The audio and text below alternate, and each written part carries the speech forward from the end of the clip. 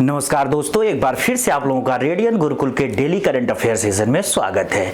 दोस्तों, आज के वीडियो में हम लोग बात करने वाले हैं 5 और 6 मार्च की उन सभी इंपॉर्टेंट घटनाओं की जो आपके आने वाले एग्जाम के लिए बहुत ज्यादा इंपॉर्टेंट होने वाले हैं। इसलिए जो भी दोस्त चैनल पर नए हैं वे चैनल को सब्सक्राइब कर लेंगे ताकि उनको लगातार इस तरह के और भी वीडियोस मिलते रहें। दोस्तों, आज के सेशन की जो सबसे बड़ी न्यूज है वो है आदर्श महिला हितैषी ग्राम पंचायत कार्यक्रम। आज के सेशन में हम इस कार्यक्रम के उन सभी इंपॉर्टेंट पॉइंट्स को समझेंगे जहां से आपके एग्जाम में इंपॉर्टेंट क्वेश्चन बन सकते हैं। साथ ही 5 और 6 मार्च के कुछ और इंपॉर्टेंट करंट अफेयर्स देखेंगे जो डायरेक्ट आपके एग्जाम में पूछे जा सकते हैं। तो चलिए दोस्तों, आज के इस इंपॉर्टेंट सेशन को स्टार्ट करते हैं और आज के सेशन का पहला और most important question, what is the launching date of the model women friendly gram panchayat initiative in March 2025। यानी कि आदर्श महिला हितैषी ग्राम पंचायत पहल का जो शुभारंभ हुआ है वो किस तारीख को हुआ है दोस्तों। तो तारीख बिल्कुल याद रखिएगा दोस्तों, वो तारीख है 5 मार्च। अब देखिए, 5 मार्च को ऑल ओवर इंडिया में इस बड़े इनिशिएटिव या फिर कह लो कार्यक्रम को स्टार्ट किया गया है। और इस कार्यक्रम के स्टार्टिंग या फिर कह लो लॉन्चिंग इवेंट पे कौन कौन से बड़े नेता उपस्थित थे, तो हमारे देश के जो केंद्रीय राज्य मंत्री प्रोफेसर SP सिंह बघेल, जो पंचायती राज्य और मत्स्य पालन पशुपालन एवं डेयरी मंत्रालय से रिलेटेड है वो, और साथ ही केंद्रीय राज्य मंत्री अनुप्रिया पटेल जो स्वास्थ्य और परिवार कल्याण मंत्रालय से आती हैं। इन दोनों बड़े नेताओं की उपस्थिति में इस बड़े पोर्टल को या फिर कह लो एक इवेंट को लॉन्च किया गया है दोस्तों। और इस बड़े इवेंट का सबसे इंपॉर्टेंट जो टारगेट है वो जो आने वाला अंतर्राष्ट्रीय महिला दिवस है, 8 मार्च को पूरी दुनिया इंटरनेशनल वुमेन्स डे सेलिब्रेट करती है, तो उसी सेलिब्रेशन के एक पार्ट में इस इनिशिएटिव या फिर कह लो प्रोग्राम को लॉन्च किया गया है दोस्तों। और इस प्रोग्राम का मेन टारगेट क्या है, तो देखिए अगर बात करें कि इस प्रोग्राम के मेन टारगेट की, तो वो है दोस्तों महिलाओं के एम्पावरमेंट की, साथ ही महिलाओं के पार्टिसिपेशन को इंक्रीज करना in political scenario of our country. तो कहीं ना कहीं हमारे देश में जो महिलाओं की भागीदारी है राजनीति में उसको और तेजी से इंक्रीज करना, जिसके द्वारा उनको और सशक्त बनाया जा सके। साथ ही यहाँ पे कुछ इंपॉर्टेंट और की हाइलाइट्स देख लेते हैं इस स्कीम के दोस्तों। तो यहाँ पे प्रत्येक जिले में कम से कम एक आदर्श महिला अनुकूल ग्राम पंचायत स्थापित करना है, यानी एक ऐसा ग्राम पंचायत बनाना हर जिले में जो पूरी तरीकों से वुमेन फेवरेबल होगा। यानी कि यहाँ पे सुरक्षा, समावेशिता और लैंगिक समानता को बहुत तेजी से इंक्रीज किया जाएगा। लैंगिक समानता यानी कि जो जेंडर इक्वलिटी की बात हो रही है दोस्तों, ये ऑलरेडी हमारे जो संविधान के मूल अधिकार हैं या फिर कह लो DPSP, जिसको हम नीति निर्देशक तत्व बोलते हैं, उन सब में समाहित है। और इसी के तहत आप देखोगे कि आर्टिकल 39 जो हमारा है संविधान का अनुच्छेद 39, उसमें समान कार्य के लिए समान वेतन का प्रोविजन किया गया है। यानी कि अगर सेम वर्क चाहे मेल कर रहा हो या फीमेल कर रहा हो तो उनका जो पेमेंट होगा या पे स्केल होगा वो भी सेम होगा दोस्तों। साथ ही इस पहल की प्रगति पर, यानी कि जब ये पहल लॉन्च हो रहा है तो इसकी प्रगति पे नजर रखने के लिए एक समर्पित निगरानी डैशबोर्ड भी लॉन्च किया गया है दोस्तों। और ये बिल्कुल याद रखिएगा, इसको कितने तारीख को लॉन्च किया गया है, तो तारीख है दोस्तों यहाँ पे 5 मार्च। तो आने वाले एग्जाम में आपसे पूछा जा सकता है कि जो model women friendly gram panchayat initiative या फिर कार्यक्रम है ये कितने तारीख को मार्च में स्टार्ट किए गए हैं, तो 5 मार्च को। इसके बाद दोस्तों आज के सेशन का एक और मोस्ट और 100% आपके एग्जाम में आने वाला question, how many riverine dolphins were recorded in the first ever estimation survey released on 3 मार्च 2025।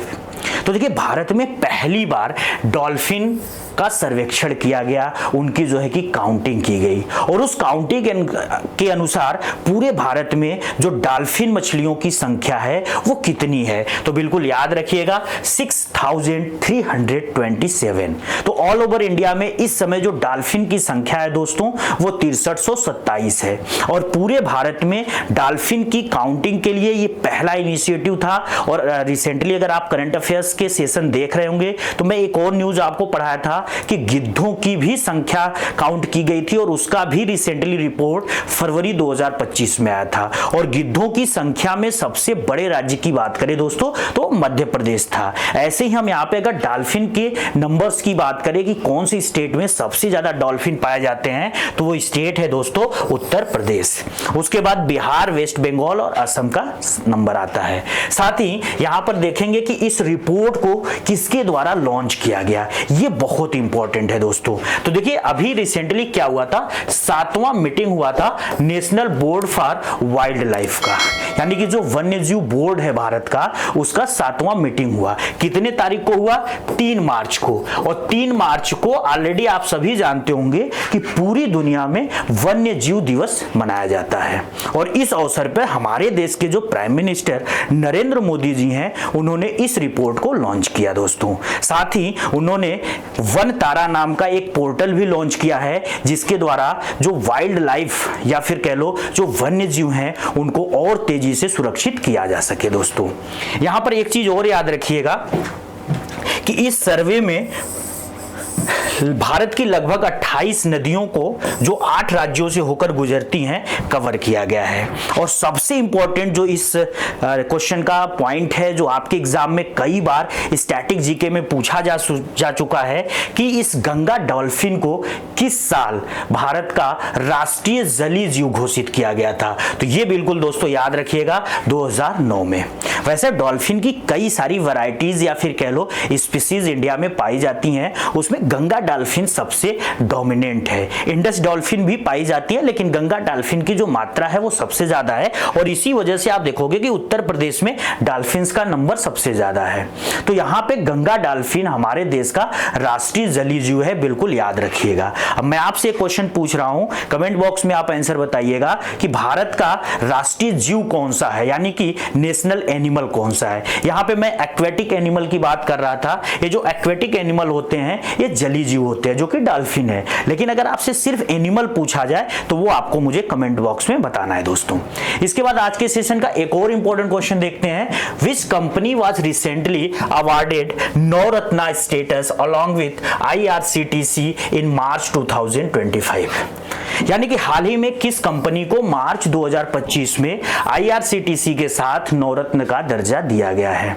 तो देखो भारत में जितनी भी पब्लिक सेक्टर इंटरप्राइजेज हैं, यानी कि सार्वजनिक क्षेत्र की कंपनियां हैं, उनमें जो बड़ी कंपनियां हैं उनको 3 बड़ी कैटेगरी में डिवाइड किया जाता है। सबसे बड़ी बड़ी कंपनियों को महारत्न का स्टेटस दिया जाता है। जो सेकेंड नंबर पे कंपनीज आती हैं, मॉडरेट कंपनीज होती हैं जिनका टर्नओवर महारत्ना से कम होता है, वो आते हैं नवरत्न में। और सबसे जो छोटी छोटी कंपनियां होती हैं उनको मिनी रत्न बोला जाता है दोस्तों। तो यहां पर बोला जा रहा है कि IRCTC के साथ एक और कंपनी कौन सी बनी है जिसको यहां पे नवरत्न का दर्जा दिया गया है। तो उस कंपनी का दोस्तों नाम बिल्कुल याद रखिएगा, IRFC।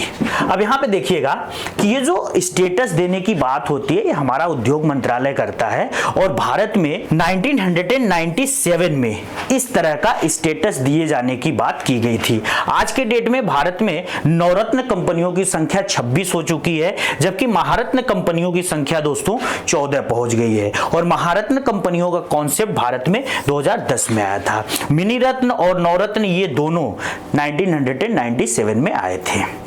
तो IRCTC और IRFC की बात करें तो ये दोनों रेलवे से रिलेटेड पब्लिक सेक्टर की कंपनियां हैं। और ये बहुत बढ़िया हुआ कि इनको नवरत्न के स्टेटस में डाल दिया गया है। इस स्टेटस में जाने से इनको बहुत सारे फायदे होंगे, जिन पर मैं अलग से एक वीडियो बना के आपको डिटेल में बताऊंगा इकोनॉमिक्स वाले सेक्शन में, कि महारत्न, नवरत्न और मिनी रत्न कंपनियां क्या होती हैं, इनके स्टेटस क्या होते हैं, इनके स्टेटस को पाने से फायदे क्या होते हैं, वो सारी चीजें दोस्तों।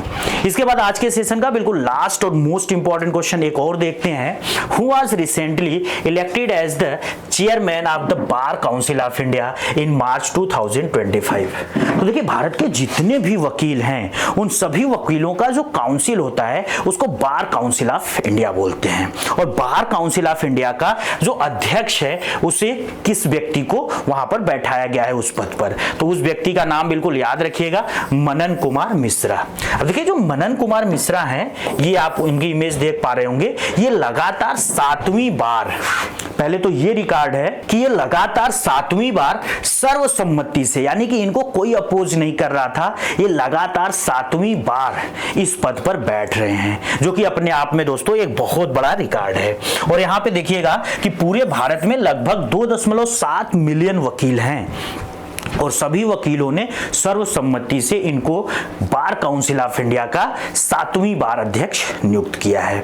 तो ये बहुत बड़ी न्यूज है, ये भी बिल्कुल याद रखिएगा। आज के सेशन में बस इतना ही दोस्तों। आज के सेशन की पूरी जो पीडीएफ है आपको रेडियन गुरुकुल के टेलीग्राम चैनल से मिल जाएगी, जाकर वहां से डाउनलोड कर लेना। वीडियो अगर अच्छा लग रहा है तो इसको लाइक करिएगा, कमेंट करिएगा और ज्यादा से ज्यादा अपने दोस्तों के साथ शेयर करिएगा। और सबसे इंपॉर्टेंट चीज, अगर चैनल पर नए हैं तो चैनल को सब्सक्राइब भी जरूर करिएगा। जय हिंद दोस्तों।